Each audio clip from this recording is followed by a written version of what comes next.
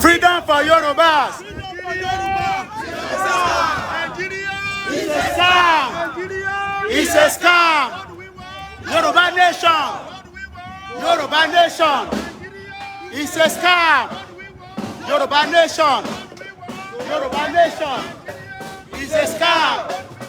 Yoruba nation. Yoruba nation. Now. Now. Yoruba nation. It's a scam. It's a scam. What do we want? Yoruba nation. What do we want? Yoruba nation. It's a scam. It's a scam. It's a scam. What do we want? It's a scam. It's a scam. What do we want? Yoruba nation. It's a scam. It's a scam. What do we want? Yoruba nation. What do we want? Yoruba nation. Yoruba nation. Yoruba nation.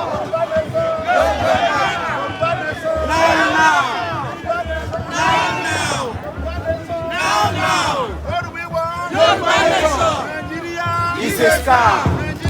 It's a scam. What do we want? Yoruba nation. Yoruba nation.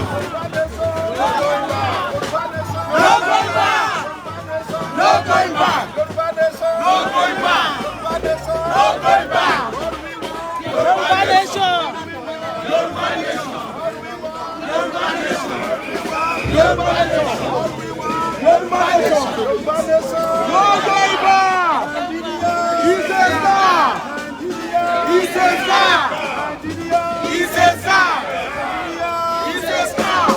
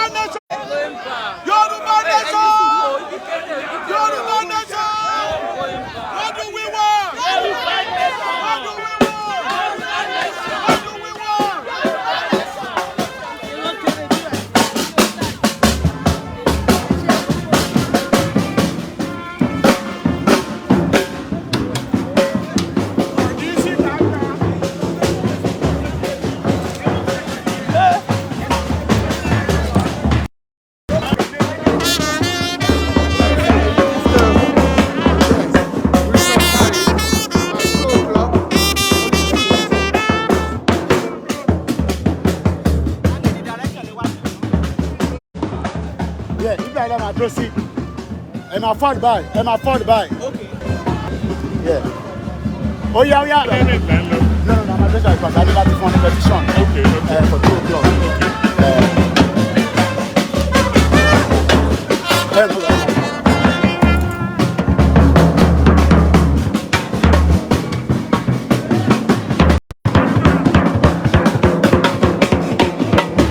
fun. Olóyè, I'm at fun by. So we don't stay here. Yeah.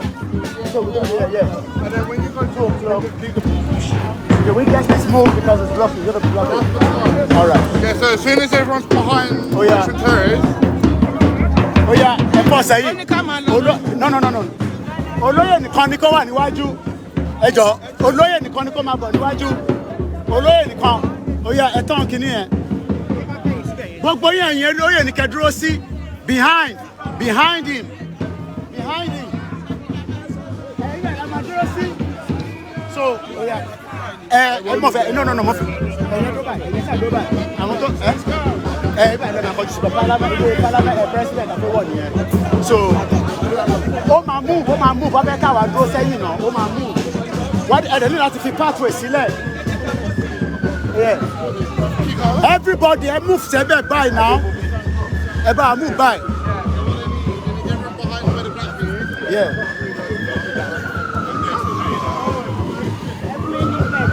Lift left.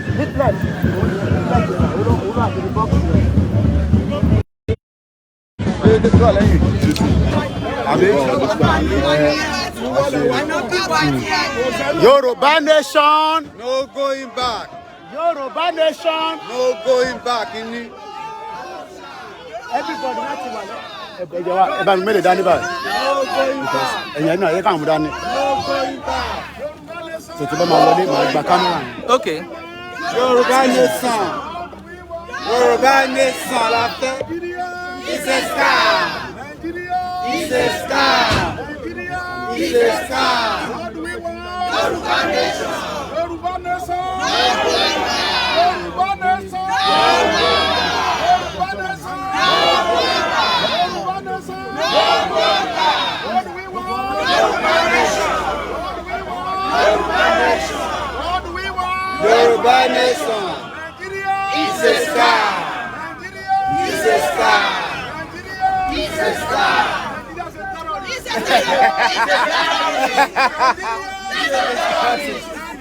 It's a terrorist. He's a terrorist. He's a terrorist. Yoruba nation. Yoruba nation. No.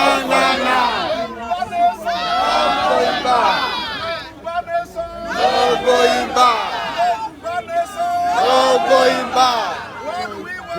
Yoruba nation. What do we want? Nigeria. Everyone here goes move back a bit. They can move back. So our do to be back. Oh yeah.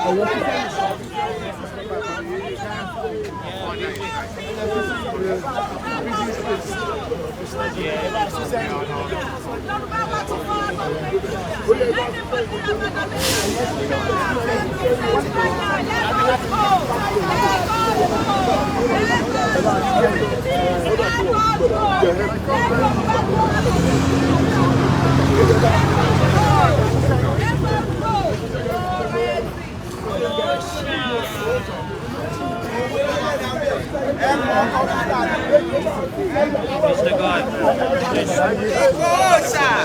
Yeah, Sunday, OLAYOMI, Igboho.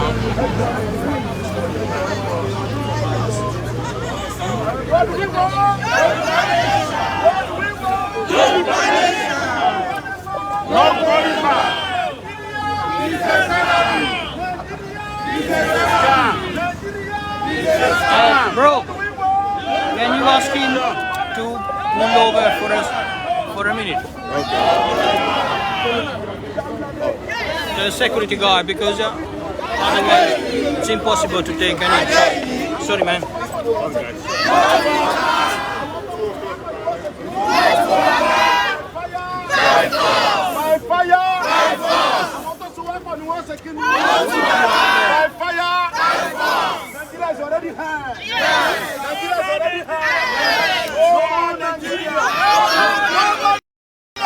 No, what he's saying is we should let them see the flag. Okay, let them see the flag. Okay, ẹjọ́, ẹ̀yin oní kámẹ́rà náà ẹ bá ṣe ìgbẹ́ bá ẹjọ́. of Please, cameraman, move back, everybody, please. Please. Sideways as well, This is the beginning of Nigeria. This is the you know about a segment. This is the beginning and the end of Nigeria. Because this country is the one that has joined us together. British is the one that joined us together. So we want them to break us. To separate us. We want England to break us.